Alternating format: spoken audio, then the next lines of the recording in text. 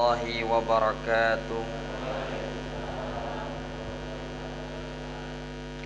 Alhamdulillahi rabbil alamin. Asyhadu an la ilaha illallah wahdahu la syarika lah, wa asyhadu anna Muhammadan abduhu wa rasul. Allahumma salli ala Muhammad wa ala ali Muhammad wa ashabihi ajmain. Wa qala Allah ta'ala fi kitabillahil karim ba'da a'udzu billahi minasy syaithanir rajim. Ya ayyuhalladzina amanu ittaqullaha haqqa tuqatih wa la tamutunna illa wa antum muslimun. Amma ba'du. Sehat ibu dan bapak? Mari kita awali dulu kajian malam hari ini dengan membaca basmalah. Bismillahirrahmanirrahim. Langsung mawon nggih, biar cepat selesai maksudnya. Ibu dan bapak, kita lanjut mengkaji hadis Riyadhus Shalihin yang kelima. Yang hadis ini isinya adalah ada orang yang bersedekah tapi salah sasaran. Nah, kita kupas dulu ibu dan bapak. Ini hadis lengkapnya saya bacakan. Wa an Abi Yazid Ma'an ibnu Yazid ibnu Al-Khas radhiyallahu anhum. Dari Abu Yazid, dari Ma'an ibnu Yazid Al-Khas, semoga Allah meridhai mereka. Wa huwa wa abuhu wa jaddahu sahibiyun. Ternyata hadis ini sanadnya disampaikan oleh Abu Yazid, oleh anaknya yang bernama Ma'an, dan ada juga kakeknya. Tiga-tiganya berstatus sahabat Nabi Muhammad. Isi hadisnya bagaimana? Qala kana Abi Yazid akhraja dananiron. Jadi kisahnya kayak gini ibu dan bapak.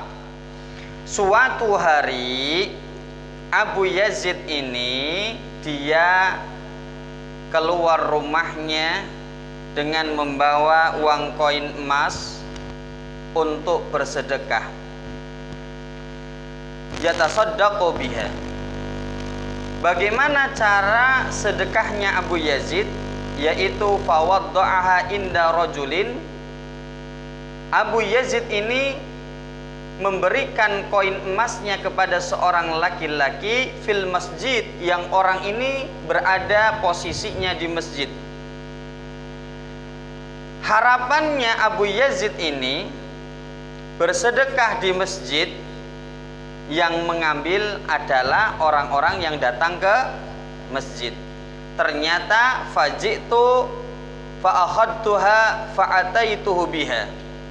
Ternyata yang datang ke masjid adalah anaknya Abu Yazid yang bernama Ma'an ibnu Yazid, dan mengambil uang koin emas tersebut.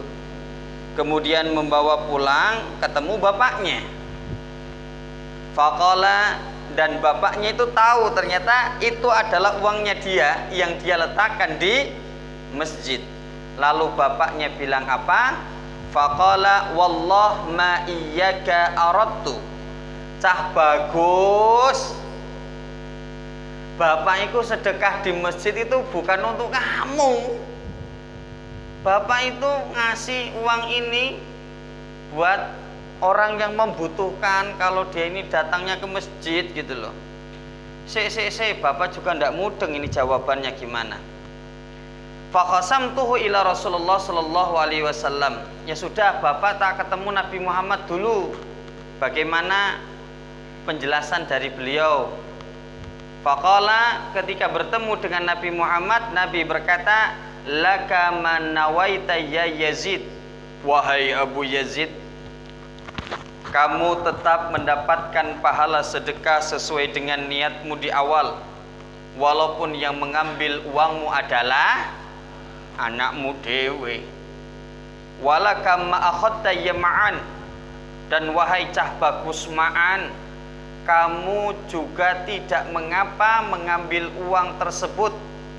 Halal, gunakanlah sebaik mungkin, walaupun uang koin emas tersebut sedekah dari bapakmu. Nah, itu cerita hadisnya. Nah, ibu dan bapak yang insya Allah dirahmati oleh Allah, 30 menit ke depan kita akan mempelajari hadis ini. Nah, ibu bapak yang insya Allah dirahmati oleh Allah, bahwasannya hadis itu kan tersusun dari 3 bagian. Ada sanad, ada matan, ada rawi. Kita ambil hikmahnya dari sanadnya dulu. Hadis ini itu disampaikan oleh Abu Yazid, Ma'an ibnu Yazid, dan ternyata kakeknya juga adalah sahabat Nabi. Ini luar biasa ibu dan bapak. Jadi 3 generasi, 3-tiganya adalah sahabat Nabi. Nah, orang yang mendapatkan gelar sahabat Nabi itu ada syarat-syaratnya. Oleh Ibnu Hajar dijelaskan, yang pertama, orang ini dikatakan sahabat Nabi harus pernah bertemu dengan Nabi, walaupun cuma sesaat.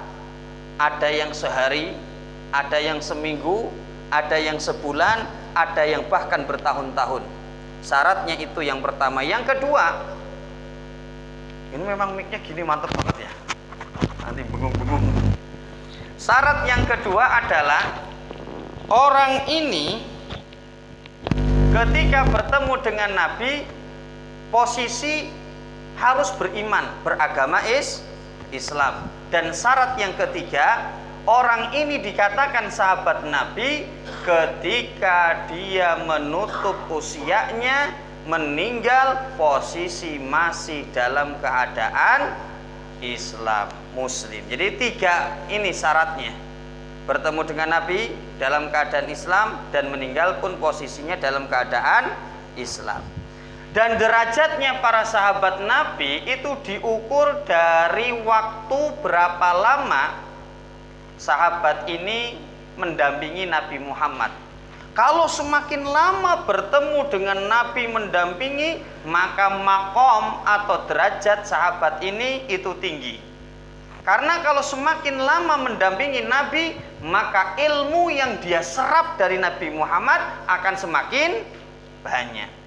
Ibu dan bapak yang hadir, para sahabat Nabi bukanlah orang sembarangan. Sampai-sampai Allah Subhanahu wa ta'ala memberikan pujian dan penghargaan yang sangat tinggi kepada para sahabat Nabi, karena para sahabat Nabi sudah berjuang, berkorban mendampingi Nabi Muhammad dalam menyiarkan agama Islam. Pujian ini oleh Allah diabadikan dalam Quran surah At-Taubah ayat 100. A'udzu billahi minasyaitonir rajim. Wasabiqunal awwalun, dan orang-orang yang sudah mendahului beriman kepada Allah dari golongan-golongan yang pertama, minal muhajirin wal ansor, yaitu para sahabat Nabi dari golongan muhajirin ataupun ansor, walladzina tabauhum bi ihsan, dan orang-orang yang mengikuti mereka dalam kebaikan, radhiyallahu anhum wa radu anhu, Allah ridho suka kepada mereka dan mereka pun ridho dan suka kepada Allah. Wa addallahum jannatin tajri min tahtihal anhar, karena mereka adalah orang-orang yang hebat. Allah memberikan hadiah, Allah menyiapkan untuk para sahabat surga yang di bawahnya ada sungai-sungai yang mengalir, khalidina fiha abadan, dan mereka akan kekal di dalamnya, dzalikal fauzul adim, dan mendapatkan surga di akhirat termasuk kemenangan yang besar. Kenapa Allah memberikan penghargaan yang tinggi kepada para sahabat Nabi? Nyun ngapunten, Abu Bakar As-Siddiq ketika diajak hijrah oleh Nabi ke kota Madinah, Abu Bakar As-Siddiq itu berada di zona nyaman. Beliau dari keturunan terhormat Bani Tamim, kemudian orang kaya raya, secara dunia tercukupi. Tetapi ketika diajak oleh Nabi, wahai Abu Bakar, temani aku hijrah, maka Abu Bakar siap 86. Dia harus meninggalkan rumahnya, meninggalkan usahanya, semua uangnya dikuras semua untuk biaya perjalanan. meninggalkan zona nyaman, meninggalkan dunia yang kebanyakan orang mengharapkannya, Bapak Ibu. Demi apa? Allah. Meninggalkan semua fasilitas dunia demi Allah, Bapak Ibu. Hijrah ke kota Madinah. Nah, kita kan mikir-mikir, rumah wis magrong-magrong, usaha wis lancar, istri ya lebih dari satu, gitu kan, Pak? Duit ngapain saya susah-susah ikut Nabi Muhammad ke Madinah, nyawa taruhannya buat apa? Tapi Nabi Muhammad tetap OTW ke sana. Siapa? Abu Bakar As-Siddiq tetap ikut Nabi Muhammad, meninggalkan fasilitas dunia di zona nyaman loh, Bapak Ibu. Makanya para sahabat Nabi diberikan penghormatan yang tinggi. Sampai-sampai Nabi Muhammad pun mengatakan, khairun nas qarni, sebaik-baiknya manusia adalah generasi aku, yaitu para sahabatnya Nabi Muhammad Shallallahu Alaihi Wasallam.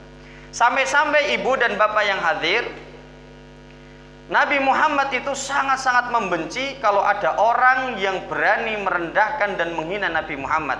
La tasubbu ashabi, la tasubbu ashabi. Janganlah sekali-kali kalian menghina dan merendahkan para sahabatku. Seandainya kalian bersedekah dengan emas sebesar gunung Uhud, kalau sedekahmu itu dibandingkan dengan sedekahnya para sahabat, muddan, walaupun sedekahnya para sahabatku hanya emas 1 mud, maka sungguh amalan kalian tidak akan sanggup menyaingi amalannya para sahabat. Karena saking ikhlasnya, karena saking bersih hatinya, amalan yang kecil itu bisa menjadi bobotnya besar luar biasa. Ini insya Allah saya lagi menggodok tentang jangan iri dengan rezeki orang. Finishingnya terakhir sebentar lagi selesai. Ini unik sekali ternyata Bapak Ibu. Saya sampaikan menurut jurnal kesehatan dari UGM, orang yang iri hati dengki itu kayak apa. Nanti menurut filsuf juga ada. Kemudian menurut sejarah nanti unik. Karena iri hati dan dengki ini itu sangat menjamur di masyarakat Indonesia. Betul apa betul Bapak Ibu? Nah, nanti insya Allah saya sampaikan materi itu. Nah, kenapa para sahabat sedekahnya walaupun kecil tapi sulit dibandingi? Karena hatinya itu bersih, Bapak Ibu, dari sifat-sifat yang buruk. Nah, ibu bapak yang insya Allah dirahmati oleh Allah, barang siapa ada orang yang merendahkan, mencaci maki para sahabat Nabi, maka orang ini diancam akan dilaknat oleh Allah, oleh para malaikat, bahkan seluruh manusia. Dalam riwayat At-Tabrani, man sabba ashabi fa'alaihi la'natullah. Barang siapa yang berani merendahkan, menghina sahabatku, maka Allah akan melaknat dia. Wal malaikah, para malaikat pun akan melaknat dia. Wan nasi ajmain, bahkan seluruh manusia. Dari hadis ini bisa diambil pelajaran, kita jadi tahu akidah seseorang ketika ngobrol. Kalau ustadz ini, kalau orang ini ketika ngobrol urusan bab agama, tiba-tiba ada kalimat yang merendahkan sahabat Nabi, oh berarti orang ini akidahnya tidak begitu baik, tidak lurus Bapak Ibu. Padahal Nabi menjelaskan tidak boleh merendahkan para sahabat Nabi. Bisa diterima sampai sini Bapak Ibu? Nah Bapak Ibu, kualitas keimanan, kebersihan hatinya para sahabat itu satu tingkat di bawahnya Nabi Muhammad. Karena ingat, innallaha la yanduru ila suwarikum wa amwalikum walakinnallaha yanduru ila qulubikum wa a'malikum. Allah tidak melihat kepada rupa dan hartamu, akan tetapi yang Allah lihat adalah hati dan perbuatanmu.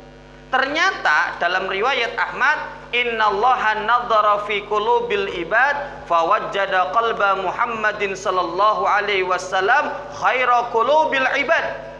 Allah itu melihat kepada hatinya para hamba-hambanya, dan Allah melihat hatinya Nabi Muhammad adalah hati yang terbaik. Karena beliau Nabi dijaga kan. Sudah berapa kali Nabi Muhammad dibelah dadanya dan dibersihkan Bapak Ibu? Tuh, luar biasa kan. Artinya Nah, Allah itu melihat hatinya Nabi Muhammad itu hati yang terbaik. Makanya beliau dipilih oleh Allah menjadi seorang nabi dan rasul, diberikan amanah untuk menyampaikan risalah Islam.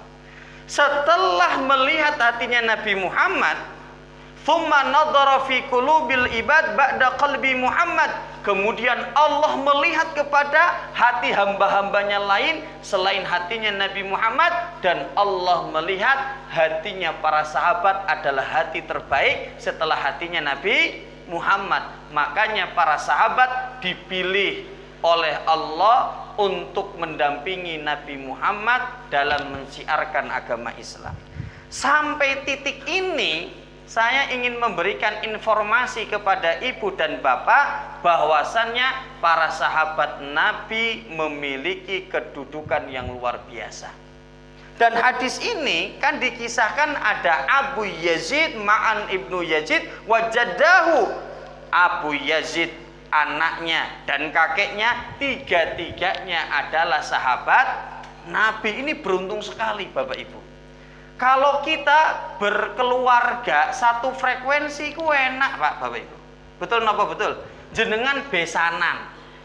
Besan jenengan ya wong ngaji, jenengan ya wong itu enak Pak. Satu frekuensi itu enak Pak. Jenengan punya mantu, mantunya ya wong ngaji tambah enak itu. Waduh, kandanan ini gampang gitu kalau ada salah-salahnya. Kalau satu keluarga sudah ngaji bareng sak frekuensi itu enaknya luar biasa Bapak Ibu. Dan di sini ini keberkahannya Abu Yazid oleh Allah diberikan keluarga yang semuanya sahabat Nabi. Nah, ini Ibu Bapak yang insya Allah dirahmati oleh Allah, ini penting. Ternyata dalam Quran surah Al-Imran ayat 34 itu ada kalimat dzurriyyatan ba'duha min ba'din wallahu sami'un alim. Keturunan itu sebagiannya merupakan keturunan dari yang lain. Artinya kalau ada anak yang soleh, kalau ada anak yang jadi ustadz dan kiai, padahal bapaknya gento, suka main capjikia, ojo aneh, ojo gumunan ngono. Berdasarkan Quran surah Al-Imran, bisa jadi anak ini jadi kiai, jadi ustadz, itu dapat percikan berkahan dari leluhurnya. Siapa tahu mbah kakungnya atau mbah buyutnya. Jadi kalau kita menemukan di masyarakat ada orang jadi ustadz, jadi kiai, jadi orang alim, padahal bapaknya jauh dari hal-hal agama, ya jangan gumun. Bisa jadi anak ini mendapatkan doa keberkahan dari mbah buyut, mbah kakungnya yang pernah berdoa, Rabbana hablana min azwajina wa dzurriyyatina qurrata ayun waj'alna lil muttaqina imama. Mungkin doa ini nyepretnya ke anaknya ini gitu loh. Nah, Ibu Bapak, kita lanjutkan. Di dalam hadis tadi kita sudah bahas sanadnya, yaitu 3 orang yang soleh, para sahabat Nabi. Kita masuk ke inti hadisnya. Di dalamnya ada kisah kana Abi Yazid akhraja dananiran yatasaddaqu biha. Jadi suatu hari Abu Yazid ini keluar dari rumahnya dengan niat ingin beramal soleh, yaitu bersedekah dengan koin emas. Ibu dan Bapak, kita harus menyamakan visi. Sedekah itu adalah orang yang mengeluarkan hartanya dengan niat ingin mendekatkan diri kepada Allah. Jadi di dalam hati orang ini ada keinginan kuat untuk berbuat baik. Kalau ada orang yang demikian, tanda-tanda orang ini orang yang disukai oleh Allah. Dalam Quran surah At-Taubah kita sudah tahu semua, walau aradul khuruj la'addul lahu uddatan.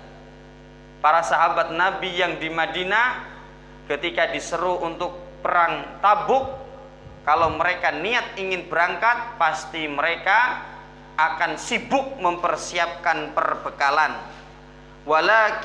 Walakin karihallah, akan tetapi Allah tidak menyukai keberangkatan mereka, fathabbatahum, maka Allah melemahkan keinginan mereka untuk berangkat. Dalam ayat ini bisa diambil pelajaran, nyun ngapunten ibu dan bapak, kalau Allah anyel sama seseorang, kalau Allah tidak suka kepada seseorang, yang Allah tarik dari orang ini yaitu keinginan untuk berbuat baik. Allah memasukkan ke dalam hatinya banyak sifat malas, Bapak Ibu, malas untuk berbuat baik. Makanya ibu dan bapak, kalau suatu hari nanti tiba-tiba arep ngaji kok males, mau baca Quran kok males, mau tilawah males, mau sholat tahajud males. Kalau malesnya terlalu banyak, terlalu sering dan terlalu lama, maka banyak-banyaklah beristighfar. Astagfirullah, astagfirullah. Jangan sampai saya termasuk orang yang dibenci oleh Allah Subhanahu. Dulu itu saya nek denger adzan langsung semangat ke masjid di saf pertama, nunggu imam datang tilawah, kok saiki males luar biasa. Banyak beristighfar. Dan Abu Yazid ini termasuk orang yang disukai oleh Allah. Tandanya dia diberikan ghirah, semangat ke dalam hatinya berbuat baik. Dia keluar rumah dengan membawa koin emas untuk disedekahkan. Ingat Bapak Ibu yang hadir, bahwasannya manusia itu kalau diajak berbuat baik aslinya sangatlah berat. Illa marahimma rabbi, kecuali orang ini dijaga dan dirahmati oleh Allah, maka dia bisa berbuat baik. Nah ibu bapak yang insya Allah dirahmati oleh Allah Subhanahu wa ta'ala, ternyata Abu Yazid ini dia melakukan amalan soleh yang berupa sedekah. Orang bersedekah itu niatnya macam-macam. Ada yang bersedekah dengan niat ingin membersihkan hartanya, tidak masalah. Khudh min amwalihim shadaqatan tutahhiruhum wa tuzakkihim biha. Karena fungsi zakat, sedekah dan infak bisa membersihkan harta. Makanya di Yayasan Al-Abidin itu yayasan yang di dalamnya ada beberapa divisi. Ada divisi pendidikan, ada divisi sosial dan dakwah. Nah, divisi sosial dan dakwah ini punya Lazis Al-Abidin tuh. Itu punya program semua staf dan karyawan dan guru kalau habis gajian auto langsung dipotong untuk infak sedekah, Bapak Ibu. Itu nggak tahu itu karyawannya ridho apa enggak gitu ya. Tapi aturan yayasannya gitu katanya. Tapi ridho ini enggak. Jadi langsung dipotong dengan niat apa? Biar gaji yang diterima staf karyawannya itu sudah dibersihkan biar barokah. Monggo boleh saja. Ada juga yang bersedekah sebagai investasi juga tidak masalah. Saya itu bersedekah biar besok kalau lagi susah itu ya ditolong oleh Allah, nggak apa-apa. Karena ada dalilnya juga, wallahi fi aunil abdi maka nal abdu fi aunil akhi. Allah itu akan menolong seorang hamba selama hamba itu menolong saudaranya. Atau orang yang bersedekah ingin niat mengobati penyakitnya, itu ya tidak masalah juga. Dawu mardakum bis shadaqah, obatilah penyakit yang kalian derita dengan sedekah, tidak masalah. Dengan cara berwasilah dengan amalan sedekahnya. Ya Allah, saya mau operasi ring jantung biar mudah dan lancar, saya sedekah dulu, ya tidak masalah. Biar sembuh penyakitnya. Atau bersedekah dengan niat ingin dijauhkan dari bala dan musibah, itu juga tidak masalah. Dalam Sahih Jami dijelaskan, Nabi Yahya itu bilang kepada Bani Israel, wahai Bani Israel, wa ammarakum bisadaqah, aku perintahkan kepada kalian bersedekah. Fa inna masalu dzalik, karena orang yang bersedekah itu kamatsali rajulin asarahul adu, seperti orang yang ditawan oleh musuhnya. Ketika mau dipancung, lalu orang ini bilang apa? Anna afdhihi minkum bil qalil wal katsir. Saya jangan dipancung dulu. Saya ingin menebus diri saya dengan tebusan yang banyak atau sedikit, kemudian orang ini dibebaskan. Juga tidak masalah. Pokoknya saya mau sedekah biar proyek membangun rumah saya lancar, dijauhkan dari masalah, oh enggak masalah. Atau dia bersedekah karena ingin menghapus dosa-dosa di waktu mudanya, itu juga tidak masalah. Memang dalam riwayat Baihaqi, as-shadaqatu tudfi'ul khati'ah, Karena sedekah itu bisa menghapuskan dosa yang dilakukan oleh seseorang, kama yudfi'ul ma'un nar, sebagaimana api yang bisa dipadamkan oleh air. Jadi tidak masalah. Jadi orang niat sedekah itu niatnya macam-macam, beda-beda, tidak masalah. Dan Abu Yazid ini dia keluar rumah membawa koin emas, niatnya pokoknya sedekah, ingin mendekatkan diri kepada Allah. Tapi penting, tolong kalau sudah bersedekah, jaga baik amalan sedekah tersebut. Jangan sampai jenengan sudah capek-capek sedekah, sudah ditulis di tabungan saldo amal soleh jenengan, sampai di akhirat pas dibuka catatan amalnya, loh kok saldo amal solehku entek kabeh. Ternyata gara-gara ketika selesai sedekah dia sering mengungkit-ungkit sedekahnya. Itu bisa merusak pahala sedekah kita. Kita sering tahu ilmu ini, tapi kadangkala sering lupa, Bapak Ibu. Dalam Quran surah Al-Baqarah ayat 264, ya ayyuhalladzina amanu, hai orang-orang yang beriman, la tubtilu shadaqatikum bil manni wal adza.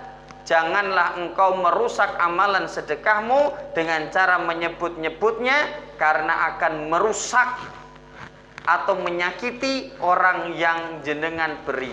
Saya sering ngasih contoh, Bu, jenengan dibelikan motor sama suami, cash ya misalnya, motornya harganya 25 juta misalnya. Tapi setiap ada masalah motor itu diungkit-ungkit terus. Jenengan telat nyetrika baju, Bu piye to yo cuman nyetrika baju saja ndak bisa, padahal wis takei motor 25 juta, diungkit pisan.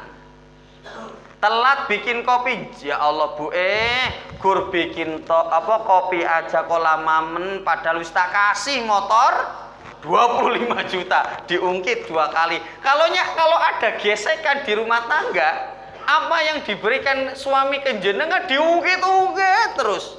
Jenengan seneng napa mboten, Bu? Besok-besok pasti Ibu, Pak, motornya tak kembalikan saja nyoh. Saya lebih baik ndak usah dikasih hadiah daripada di loro hati, Pak, gitu loh.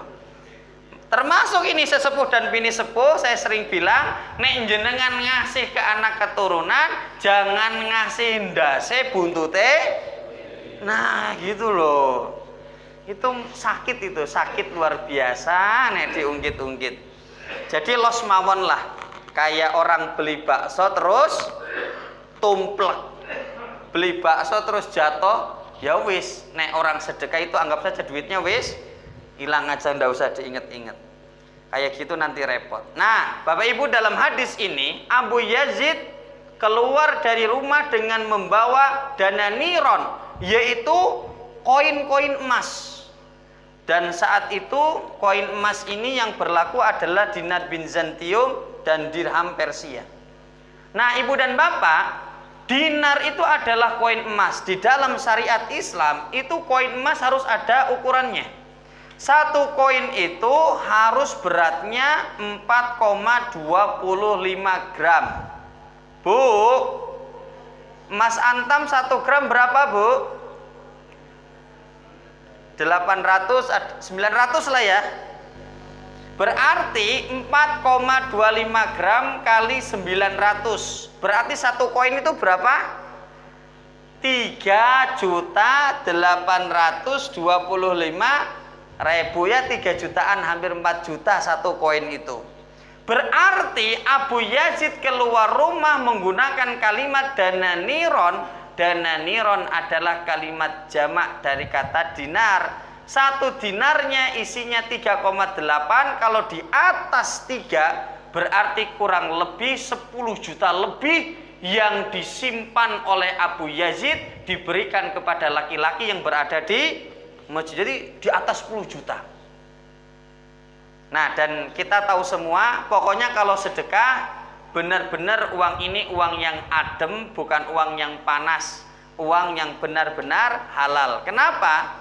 Kita sudah tahu semua, Ibu Bapak, Dalam riwayat Muslim, wala shadaqatun min ghulu, sedekah dari harta yang kurang jelas kehalalannya itu sulit diterima oleh Allah. Nah, ibu bapak yang insya Allah dirahmati oleh Allah Subhanahu wa ta'ala, dalam hadis ini ada kalimat fawadda'aha inda rajulin fil masjid. Karena pada zaman dahulu belum ada Lazis, belum ada Bazarnas, Abu Yazid punya ide amal solehnya, dia letakkan uang ini kepada seorang laki-laki di masjid. Nah, ini penting, laki-laki ini pun bukan orang sembarangan. Orang ini dipandang oleh Abu Yazid adalah orang amanah. Masjid amanah nanti. Mungkin asbabun nuzul masjid amanah karena takmirnya itu amanah-amanah semua gitu ya. Amin. Nah, kenapa amanah ini penting? Karena amanah dan kuat itu harus digandeng. Makanya Nabi Musa itu diangkat menjadi menantunya Nabi Syuaib gara-gara qawiyul amin, karena kuat dan amanah. Karena kalau cuman pinter, cerdas, tapi orangnya nggak amanah, wah itu ngentek-ngenteki. Nah ini bener, nah ini ngentek-ngenteki Pak. Pinter, cerdas, prigel, gesit, relasinya banyak tapi nggak amanah, wah itu horor. Nah, kayak ini lebih parah daripada serigala. Saya pernah menceritakan kisah ini, sedikit dicuplik saja. Orang yang rakus terhadap agama, orang yang rakus terhadap harta, dia pengen menguasai banyak harta dengan jalur menjual agama, itu parah. Itu lebih mengerikan daripada seekor serigala. Makanya saya sering bilang tuh ada dua kisah, kisah pondok dan kisah Kijang Innova yang sering tak ulang-ulang itu. Di Boyolali ada orang yang mau mendirikan pondok, ketua yayasannya adalah ustadz dari Solo, uang yang masuk sudah di atas 100 juta. Ketika pengurus pondok yang lain minta duitnya buat nyicil bangun pondasi, pas dimintain duitnya bulat tenanan, yang akhirnya ternyata uangnya dipakai sendiri. Termasuk yang Kijang Innova ini juga, Ustadz Tafidul Quran menyebarkan brosur bertahun-tahun, bebas tanah pun tidak, tapi renovasi rumah terus dan mobilnya gonta-ganti dan beli Kijang Innova cash. Yaitu sampai dinasehati sesama ustadz koncone dewe sak level lah. Nah, apa artinya? Ternyata kalau kita mau nitipkan uang memang harus kepada orang-orang yang amanah. Jadi dilihat-lihat orangnya. Dan orang ini ternyata yang sering datang ke masjid. Nah, ini penting Bapak Ibu. Kenapa Abu Yazid tidak menitipkan uangnya kepada orang yang ada di pasar? Kenapa uangnya tidak dititipkan kepada orang yang ada di kantor-kantor pemerintahan saat itu? Tapi kenapa kok diletakkannya kepada orang yang sering berada di? Karena harapan Abu Yazid, sedekah koin emas yang dia keluarkan, yang mengambil adalah orang-orang soleh yang sering datang ke masjid. Karena ibu dan bapak kita sepakati, yang bisa datang ke masjid itu bukan orang sembarangan. Termasuk jenengan yang hadir ini orang-orang pilihan. Ini kan dalilnya masyhur sekali Bapak Ibu. Quran surah At-Taubah ayat 18, innama ya'muru masajidallah man amana billah wal yaumil akhir. Orang yang bisa datang ke masjid itu hanyalah orang-orang yang di dalam hatinya ada keimanan kepada Allah yang kuat dan dia yakin dengan adanya akhirat. Nggak sembarang orang Pak. Jenengan coba, udah 8:30 loh Pak. Jenengan kan seharian sudah kerja ngantuk nggih. Direwangi teko neng kene bayang nggih. Itu bukan orang sembarangan Bapak Ibu. Ngantuk-ngantuk itu mangkat, ya Allah, jenengan semangat itu alhamdulillah. Makanya dalam hadis itu Nabi bilang, idza ra'aitumur rajul yata'dzul masjid fashhadul lahu bil iman. Orang yang bolak-balik sering ke masjid untuk ibadah, untuk pengajian, maka saksikan orang yang demikian dia sedang membuktikan keimanannya. Nah, ibu bapak yang insya Allah dirahmati oleh Allah, termasuk orang yang sedekah makanan ke masjid, harapannya yang makan orang-orang soleh yang selesai menunaikan sholat Jumat. Dan Abu Yazid pun niatnya gitu, ya Allah, saya punya uang emas ini tak titipkan di masjid, harapannya si ngambil adalah orang muslim yang baik yang lagi butuh, gitu loh Bapak Ibu. Nah, ibu bapak yang insya Allah dirahmati oleh Allah, ternyata sing jiko malahan anaknya dewi. Oh, berarti soleh kan mak ini masjid. Tapi hikmahnya bukan itu, Bapak Ibu. Ternyata faji'tu fa'akhadtuha fa'ataituhu biha, yang ngambil Ma'an ini dia dengan pedenya mengambil uang sedekah. Tidak malu. Apa artinya? Kita harus meletakkan malu pada tempatnya. Nyun ngapunten, saya sering bilang, pagi belum sarapan, siang belum makan siang, diundang ke rumah temen, ditawari makanan minuman, jenengan malu pekewuh menolak, rasa. Padahal itu malu bukan pada tempatnya. Kalau Ma'an Ibnu Yazid, dia datang ke masjid ngambil uang sedekah, memang lagi butuh. Nek jenengan lagi butuh bener, yo ojo isin-isin lah, nembung lah.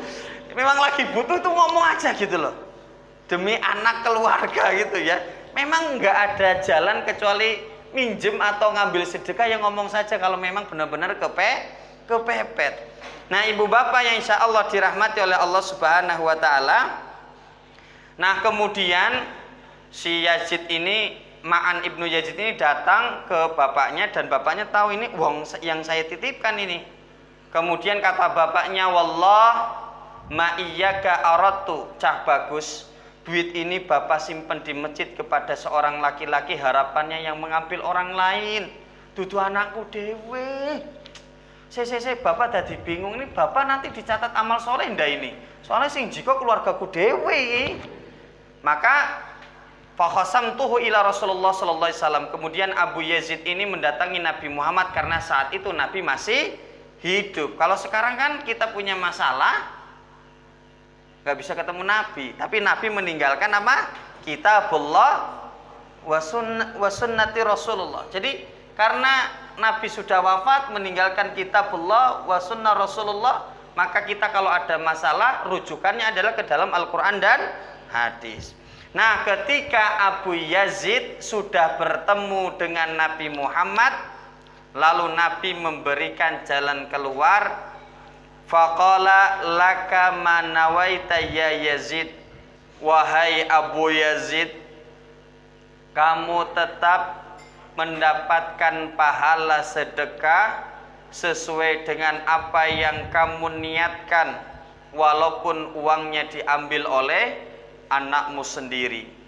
Walaka ma akhadta ya Ma'an, wahai cah bagus Ma'an, kamu pun tidak apa-apa membawa sedekah tersebut, halal, pergunakanlah sebaik mungkin.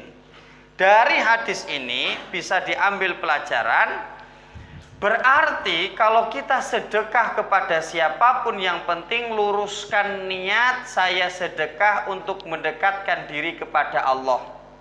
Perkara nanti yang menerima, ternyata nyun ngapunten, misalnya kerja di yayasan sosial itu masuk neraka cepat, masuk surga betul Pak. Kerja neng panti asuhan, neng lasis, pokoknya yang berbau duit gitu Pak, itu neraka cepat, surganya juga cepat. Ketika jenengan niat, ya Allah, saya punya duit mau datang ke panti asuhan, saya tidak tahu duit ini mau dimakan sama pengurusnya atau sama anak yatimnya, yang penting saya datang, saya menyerahkan uang ini niat untuk sedekah. Jadi walaupun sedekahnya nanti diterima oleh orang yayasan, entah siapa yang make, jenengan tetap mendapatkan pahala sesuai dengan niatnya. Atau jenengan sampai sedekah dan zakat, ternyata yang menerima orang yang mampu, maka jenengan tetap mendapatkan pahala sesuai dengan niatnya. Nah, Ibu dan Bapak, terakhir sudah tinggal 3 menit lagi. Ternyata saya ngomong 40 menit, Pak. Sudah pahit ini mulutnya. Saya barusan dari Masjid Nur Hidayah, Tegalrejo. Nah, Ibu Bapak, yang terakhir dari hadis ini, dari sudut pandang ilmu fikih bisa diambil pelajaran juga, boleh bersedekah kepada anak atau sebaliknya. Boleh seorang anak sedekah kepada orang tuanya, kata Syekh Utsaimin. Nah, Ibu Bapak, di dalam penjelasan Syekh Utsaimin mengkisahkan Zainab dengan Abdullah bin Mas'ud. Jadi Zainab ini adalah istrinya Abdullah yang kaya raya. Jadi antara Zainab dan Abdullah itu kayaan istrinya. Suatu hari Nabi bilang, "Wahai para sahabatku, khususnya para perempuan, aku melihat ke dalam neraka ternyata banyak penghuninya perempuan. Aku wasiatkan kepada perempuan, hendaklah memperbanyak sedekah agar kalian terjaga dari panasnya api neraka." Mendengarkan nasihat ini, Zainab ini kemudian pengen menyedekahkan separuh hartanya. Lalu Abdullah bin Mas'ud suaminya bilang apa? Mbok kalau sedekah jangan dikasihkan sama yang jauh-jauh gitu loh. Mbok sedekahnya dikasihkan ke saya saja. Gen aku iso ganti HP anyar ngono lho, Bu. Biar saya iso ganti motor anyar gitu. Maka istrinya bilang, "Mosok sedekah sama suami sendiri?" Sebentar saya coba tak tanya kepada Rasulullah. "Ya Rasulullah, suami saya Abdullah bin Mas'ud kok bilang kayak gitu, menurut jenengan gimana ya Rasulullah?" Kata Nabi, "Wahai Zainab, tidak mengapa kamu bersedekah kepada suamimu sendiri. Karena kalau bersedekah kepada anggota keluarga atau keluarga besar, mendapatkan 2 pahala, shadaqatun wasilatun. Jenengan dapat pahala sedekah dan pahala memperkuat hubungan kekeluargaan." Nah, kemarin, oh ya ini materi di alatif ya Pak, ada yang nanya, loh kan kalau sedekah ke orang tua itu kan kewajiban anak Pak Dede. Nah, Ibu dan Bapak, bahwasannya kita ngasih ke orang tua kan banyak sekali ya. Jadi ini ada uang bulanan buat Bapak, ini buat uang jajannya. Nah, yang ini saya itu habis dapat tender Bapak, tak kasih tambahan ini. Ini daripada saya dikasihkan ke orang lain, sedekah dari tender saya kasihkan ke Bapak saja yang memang sekarang sudah tidak kerja dan full 100% minta kepada atau berharap kepada anak cucu. Jadi tidak mengapa. Nah, di dalam yang lain Ibu dan Bapak, ternyata monggo sambil dimakan enggak apa-apa Pak. Jadi kan udah lapar, ini udah jam 8:30 no. Sebelum pulang nanti. Nah, yang terakhir Bapak Ibu, termasuk kata Syekh Utsaimin dalam menjelaskan hadis ini, boleh membayar zakat. Yang zakatnya ini kita berikan kepada anggota keluarga kita kalau memang anggota keluarga kita membutuhkan Bapak Ibu. Boleh kita membayar zakat kepada anak kita. Anak kita ini Masya Allah baru rumah tangga awal merintis, ternyata kejeglong utang. Utangnya akeh Pak. Lah bapaknya ini mau bayar zakat, daripada dikasihkan ke orang lain, dikasihkan ke anaknya sendiri tidak masalah, karena anaknya sedang terlilit hutang. Yang bapaknya baru tahu, astagfirullah anakku utangnya akeh ternyata. Daripada zakat fitrah ini beras sak karung tak kasihkan ke orang nih, gawon meh, bawa sana sama buat anak saya gitu, ndak apa-apa. Tapi ngasih beras itu bukan bermaksud menghilangkan kewajiban dari orang tua ke anak. Ini memang murni zakat. Atau sebaliknya juga boleh. Jenengan satu keluarga banyak, 6 orang, 4 orang, 1 orang 3 kilo, 3 kali 4 kan sudah 12 kilo. Misalnya zakat ini dikasihkan ke Mbah Kakung, Mbah Buyut, yang sudah tidak bisa kerja dan sebagainya mengharapkan kebutuhan, maka dikasihkan juga tidak masalah.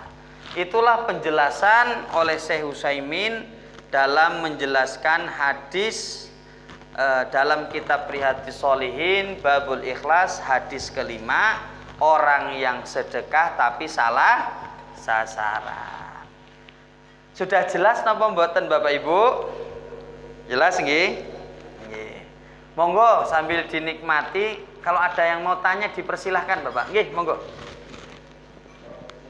Assalamualaikum. Nggih.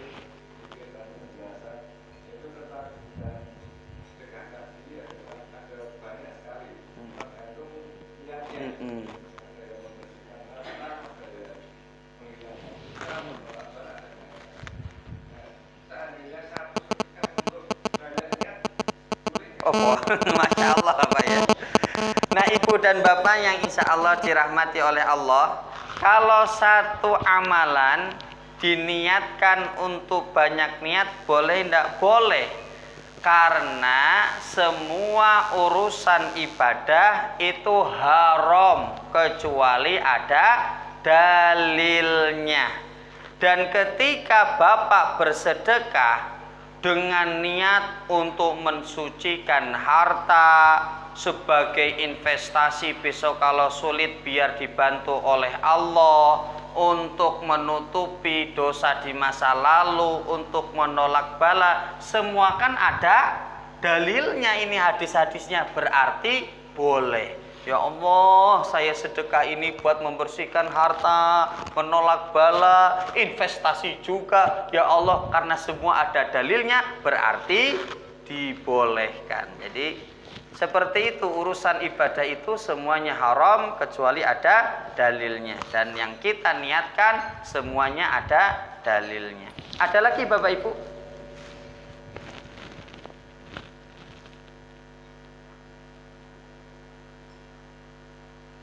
Sudah. Alhamdulillah pas 8:30 ya.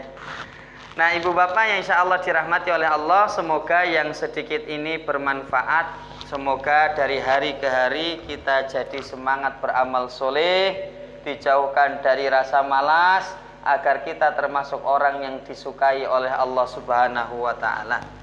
Nah Ibu Bapak yang insya Allah dirahmati oleh Allah, mari kita akhiri dengan membaca hamdalah dan doa kafaratul majlis. Alhamdulillahi rabbil alamin, subhanakallahumma wa bihamdika, asyhadu an la ilaha illa anta, astaghfiruka wa atubu ilaik. Wa akhiru da'wana alhamdulillahi rabbil alamin. Assalamualaikum warahmatullahi wabarakatuh.